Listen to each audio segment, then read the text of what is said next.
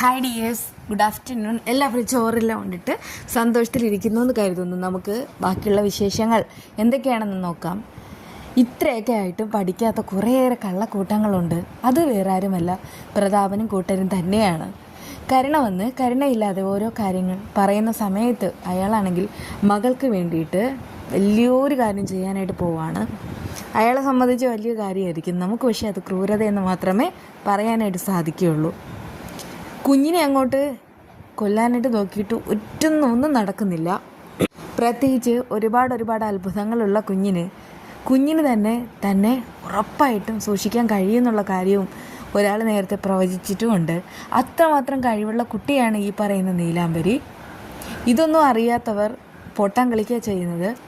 ഇതിനിടയ്ക്ക് കുഞ്ഞിന് ആ ഒരു കാര്യത്തിന് വേണ്ടി, കുഞ്ഞിൻ്റെ സുരക്ഷയ്ക്ക് വേണ്ടി യാതൊരുവിധ കെയറും എടുക്കാതെയാണ് മഹാലക്ഷ്മിയും കണ്ണനും കൂടെ അവിടെ ജീവിക്കുന്നത്. ആര് വന്നാലും കുഞ്ഞിനെ എടുക്കാനുള്ള ഒരു സ്വാതന്ത്ര്യം എല്ലാം നൽകിയിട്ടുമുണ്ട്. എന്നാൽ ആരെയും കണ്ണടച്ച് വിശ്വസിക്കാൻ പാടില്ല എന്ന് കണ്ടുകൊണ്ടിരിക്കുന്ന നമുക്ക് പോലും അറിയാം. എന്നാൽ ഇവിടെയാണെങ്കിൽ പ്രതാപൻ മറ്റൊരു കൊടും ക്രൂരത ചെയ്യാൻ പോകുന്നു. കുഞ്ഞിനെ കൊണ്ടുപോയി കളയുക എന്നതൊക്കെ തന്നെയാണ് അവരുടെ ആ ഒരു തീരുമാനം. അയാൾക്കാണെങ്കിൽ ഈ കേസ് പറയുന്ന സമയത്ത് തന്നെ ഒരുപാട് കാശ് കോടതിയിൽ കണ്ണനും ഉണ്ണിക്കും മഞ്ജുവിനും വേണ്ടി കെട്ടിവെക്കേണ്ടി വരും. പക്ഷേ ഇപ്പോൾ കരുണയ്ക്ക് വേണ്ടിയിട്ട് അയാളാണെങ്കിൽ സമ്പാദ്യം മുഴുവനും തുലയ്ക്കാണ്. ഇപ്പോൾ തന്നെ അയാളുടെ സമ്പാദ്യത്തിൻ്റെ ഒരു വിഹിതം എടുത്ത് ഗുണ്ടകൾക്കെല്ലാം കൊടുത്തിട്ട് കുഞ്ഞിനെതിരായിട്ട് ഓരോ കാര്യങ്ങൾ ചെയ്യാണ്. ഇത് ഏത് നൂറ്റാണ്ടിലാണ് ഇവരൊക്കെ ജീവിക്കുന്നതെന്ന് നമ്മൾ ചിന്തിക്കും. കാരണം പഴയ കാലത്താണ് ഇങ്ങനെയൊക്കെ നടക്കുന്നത്, അതും ഏതെങ്കിലും ഒരു കഥകളിൽ. ഇത് എന്താ മറിച്ചിത്ര കഥയോ അങ്ങനെയൊന്നും അല്ലല്ലോ. അതുകൊണ്ടൊക്കെ തന്നെ ഇവർ ഈ ചെയ്യുന്നത് ക്രൂരതയാണെന്ന് നമ്മളും സർട്ടിഫൈഡ് ചെയ്യും. എന്നാൽ ഇവിടെ അയാളാണെങ്കിൽ കൊട്ടേഷൻ കൊടുക്കുന്നത് കുഞ്ഞിനെ കൊണ്ടുകളയാൻ തന്നെയാണ്. ആ ഒരു ഉറപ്പ് കരുണയ്ക്ക് കൊടുക്കുന്നുമുണ്ട്. പക്ഷെ ഉണ്ണിക്ക് കാര്യങ്ങളൊക്കെ ഏകദേശം പിടികിട്ടുകയാണ്. അതുകൊണ്ട് അവൻ ചോദിക്കുന്നൊരു ചോദ്യമുണ്ട്. കഴിഞ്ഞ തവണ കുഞ്ഞിനെന്തോ വിഷം തീണ്ടോന്ന് പറഞ്ഞു, എന്നിട്ട് എന്തായി? ഒന്നും നടന്നില്ല. ആരാണോ ആ ഒരു കാര്യം ചെയ്യാൻ പോയത് അയാൾക്കാണ് പാമ്പിൻ്റെ കടിയേറ്റത്. അതുപോലെ തന്നെയാണ് ഇതും. നിൻ്റെ അച്ഛൻ പറയുന്നത് കേട്ടിട്ട് നീ തുള്ളണ്ട, ഇതൊന്നും നടക്കാൻ പോകുന്ന കാര്യങ്ങളല്ല എന്ന് ഉറപ്പിച്ച് പറയുന്നു. മേഘനും വാമനും വീട്ടിലേക്ക് പോകുന്നതിന് മുൻപ് തന്നെ കരുണയുടെ മുന്നിൽ വരവ് വയ്ക്കുന്നു. ആ സമയത്ത് കരുണയ്ക്ക് ഒത്തിരി സന്തോഷമാവാണ്. അവൾ പറയുന്നത് മേഘേട്ടൻ എഴുന്നേറ്റ് വന്നാലെങ്കിലും മേഘേട്ടൻ എന്തെങ്കിലുമൊക്കെ ചെയ്യുമെന്നാണ്. അവൾ ഇനിയിപ്പോൾ ആ ഒരു തൃപ്തിയിലാണ് ഇരിക്കുന്നത്.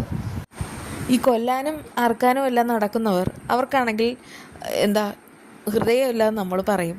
കാരണം അവർക്ക് പണം മാത്രമാണ് ലക്ഷ്യം. അതുകൊണ്ട് തന്നെ ആ കുഞ്ഞിനെ ഒരു കാക്കയോ പൂച്ചയോ കൊണ്ടുപോയി കളയുന്നത് പോലെ കളയും എന്നുള്ള ആ ഒരു കാര്യം ആ ഗുണ്ട അറിയിക്കുന്നുമുണ്ട്.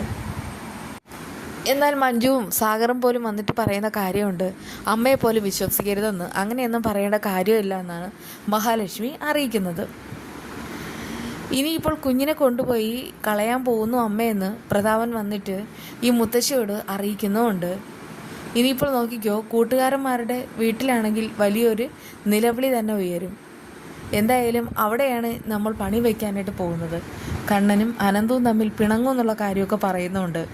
അതായത് കുഞ്ഞിനെ കൊണ്ടുപോകുന്നത് ഇവരാണ് എന്നുള്ള മട്ടിൽ വരുത്തി തീർക്കാനാണ് പ്രതാപൻ്റെ ആണെങ്കിൽ ആ ഒരു അജണ്ട. അയാൾ അങ്ങനെയുള്ള കാര്യങ്ങളാണ് ചെയ്യാനായിട്ട് പോകുന്നത്. ഇതിലൂടെ ലേഖയും മഹാലക്ഷ്മിയും പിണങ്ങണം, കണ്ണനും അനന്തവും അടിച്ചു പിരിയണം. ഇത് തന്നെ ഇവരുടെ ആഗ്രഹവും. ഓണത്തിന് ഇനി അധികം ദിവസങ്ങളില്ല. കണ്ണനാണെങ്കിൽ എല്ലാവർക്കുമുള്ള ഓണക്കോടി അടക്കം സാധനങ്ങൾ മേടിച്ചു തുടങ്ങി. ഇത്തവണ അവരുടെ ഓണം കണ്ണനും ഈ മഹാലക്ഷ്മിയും അനന്തവും ലേഖയും കൂടെ ഒരുമിച്ച് അനന്തുവിൻ്റെ വീട്ടിൽ ആഘോഷിക്കും എന്നും പറഞ്ഞു കഴിഞ്ഞു. അതിന് കാരണമുണ്ട്, അവർക്ക് മക്കളില്ല, അവർക്ക് പ്രതീക്ഷിക്കാനായിട്ട് ഒന്നുമില്ല.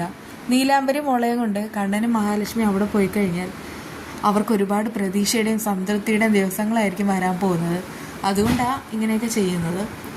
എന്നാൽ ആ സമയത്ത് ഞാനൊരു കാര്യം പറയാം. അതായത് ഈ ഓണം കഴിഞ്ഞിട്ട് ഞങ്ങളിവിടെ വരുന്ന സമയത്ത് ഇവിടെ എല്ലാവരും ഒരുപോലെ ഒന്നിച്ച് പോകണമെന്ന് ആഗ്രഹമുണ്ട്. അതുകൊണ്ട് തന്നെ കരുണ നന്നാവണമെന്നും കണ്ണനാണെങ്കിൽ ഇങ്ങനെ പറയുകയാണ് ചെയ്യുന്നത്. പ്രതാപൻ്റെ കാശിന് അയാൾ നന്ദി കാണിക്കും. അതുകൊണ്ട് തന്നെ കുഞ്ഞിനെ ഇവിടെ നിന്ന് എടുത്തുകൊണ്ട് പോകും. അത് ഉറപ്പായിട്ടുള്ള കാര്യമാണ്. പക്ഷെ നോക്കിക്കോ, ആരാണോ കൊണ്ടുപോകുന്നത് അവരവർക്ക് തന്നെ നാശം വിതയ്ക്കാനായിട്ട് പോകുന്നത്. മാർക്കോയൊക്കെ എന്താ സുമ്മാവാണോ എന്നിങ്ങനെ നമ്മൾ ചോദിക്കും. അതെ, മാർക്കോ പുറത്തുണ്ട്, മുത്തശ്ശിയുണ്ട്. അതുകൊണ്ടൊക്കെ തന്നെ നീലാംബരി മോളെ അവർ തന്നെ നോക്കിക്കോളും. കുഞ്ഞിനെ ഓർത്തിട്ട് ആരും ടെൻഷൻ അടിക്കണ്ട. ഇവിടെ നോക്കിക്കോ, കരുണയുടെ കുഞ്ഞായിരിക്കും ഇതോടുകൂടി ഇല്ലാതാവാനും പോകുന്നത്. ഓണത്തിന് അവരുടെ വീട്ടിൽ നിലവിളിയും ദുരന്തവും എല്ലാം കൂടെ കൊണ്ട് കരുണയുടെയും പ്രതാപൻ്റെയും മുത്തശ്ശിയുടെ ഓണം എന്തായാലും ദുരന്തമായിരിക്കും, മഹാദുരന്തം. പക്ഷേ കണ്ണനും മഹാലക്ഷ്മിയും കുഞ്ഞിനെയും കൊണ്ട് അടിപൊളിയിൽ സന്തോഷിച്ച് അവരാണെങ്കിൽ നന്നായിട്ട് തന്നെ ഓണം ആഘോഷിക്കുകയും ചെയ്യും. ഇനിയിപ്പോൾ വരാൻ പോകുന്നത് വളരെയധികം പ്രതീക്ഷയുള്ള ദിവസങ്ങളാണ്. അവരുടെ ജീവിതത്തിൽ സന്തോഷം തന്നെ നിറയട്ടെ. എന്നാൽ ഈ കുഞ്ഞിനെ കൊണ്ടുപോകുന്നവർക്ക് ദുരന്തം മാത്രം നിറയട്ടെ. എന്തായാലും പ്രതാപൻ ഈ കളിക്കുന്നത് തീക്കളിയാണ്. അയാൾ വിചാരിക്കുന്നതിൽ ഒറ്റ കാര്യം ഇപ്പോൾ നടക്കുന്നില്ല. ഇതും ഒരിക്കലും നടക്കില്ല. കുഞ്ഞിനെ വെച്ചാണ് അവർ കളിക്കാൻ പോകുന്നത്. സാധാ കുഞ്ഞാണെങ്കിലും ഓക്കെ, പക്ഷേ ഇത് അങ്ങനെയല്ല എന്ന് പറഞ്ഞു കഴിഞ്ഞു. അതുകൊണ്ട് തന്നെ ആരും ആ കുഞ്ഞിൻ്റെ കാര്യം ഓർത്തിട്ട് ടെൻഷൻ അടിക്കേണ്ട കാര്യമില്ല. മഞ്ജുവും സാഗറും ഇവിടെ തന്നെയുണ്ട്. അതുകൊണ്ട് തന്നെ കുഞ്ഞിൻ്റെ കാര്യത്തിൽ അവർക്കും ഒരു ശ്രദ്ധയുണ്ട് താനും. മഹാലക്ഷ്മിക്ക് ശ്രദ്ധയില്ലെങ്കിലും ഇവർ തന്നെ എല്ലാം നോക്കിക്കോളും. കുഞ്ഞിനെ അഥവാ ഉണ്ടെന്ന് കൊണ്ടുപോകുന്ന സമയത്ത് ആരെ സംശയിക്കും? പലരെയും കാരണം അവൾക്ക് തന്നെ കുഴി തോണ്ടുകയാണ്. അവൾക്ക് ഇത് നോക്കിക്കോ, അവൾക്കിത് വലിയൊരു ദുരന്തം തന്നെ സമ്മാനിക്കാൻ പോവുകയാണ്. ഇതുവരെ ഈ പ്രതാപനും മുത്തശ്ശിക്കും കിട്ടിയതൊന്നും പോരാ, അവർ ഇനി അനർത്ഥങ്ങൾ വരുത്തുകയാണ്. കുഞ്ഞിനെ നോക്കാനായിട്ട് ഞാനിവിടെ ഉണ്ടാവും, അത് ഓർത്തിട്ട് ആരും ടെൻഷൻ അടിക്കണ്ട. എന്തായാലും ഇനി മുതൽ ഞാൻ ഇവിടെ തന്നെയായിരിക്കും താമസിക്കാൻ പോകുന്നതെന്ന് ഉണ്ണിയും കരുണയും തോമസാറിൻ്റെ അടുക്കൽ നിന്ന് വരുന്ന സമയത്ത് മഞ്ജു ആണെങ്കിൽ അവരോട് പറഞ്ഞു കഴിഞ്ഞു. മഞ്ജുവിനൊട്ടും പ്രതീക്ഷിച്ചിട്ടല്ല കരുണ ഇങ്ങോട്ട് വരുന്നത്. അതുകൊണ്ട് തന്നെ അവൾക്ക് ഈ വീട് ഇനിയിപ്പോൾ ദുസ്സഹമായിരിക്കും. അവൾക്കിനി എന്തോണം. ഇനി കണ്ടുകൊണ്ടിരിക്കാൻ പറ്റുന്നത് വളരെ രസകരമായിട്ടുള്ള മുഹൂർത്തങ്ങളാണ്.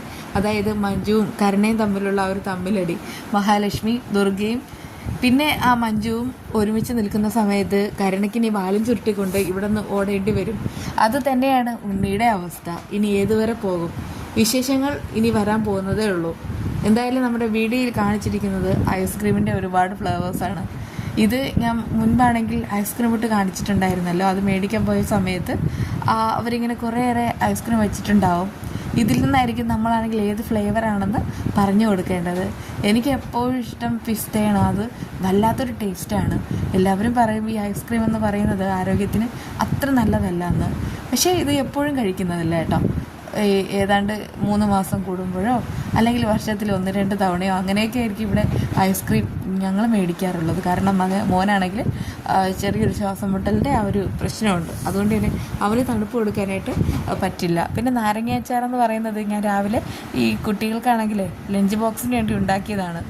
സാധാരണ ഇത് അത്ര കറി നാരങ്ങയല്ല, എന്നാലും അവർക്കാണെങ്കിൽ നാരങ്ങ അച്ചാർ ഭയങ്കര ഇഷ്ടമാണ്. അങ്ങനെയാണ് ഞാനിത് ഉണ്ടാക്കിയത്. നമ്മളിപ്പോൾ ഈ നാരങ്ങ ഉണ്ടാക്കുന്ന സമയത്ത്, നാരങ്ങ കറി ഉണ്ടാക്കുന്ന സമയത്ത് ഈ കാന്താരി മുളക് ചേർത്താൽ കുറച്ചുകൂടി ടേസ്റ്റ് എന്ന് ഞാൻ കേട്ടിട്ടുണ്ട്. പക്ഷേ ഇവിടെ മക്കളുള്ളതുകൊണ്ട് ഞാൻ അങ്ങനെ ഉണ്ടാക്കിയിട്ടില്ല. ഇനി എനിക്ക് അതും ഉണ്ടാക്കി നോക്കണം. വിശേഷങ്ങളുമായി വീണ്ടും കാണാം. ബൈ.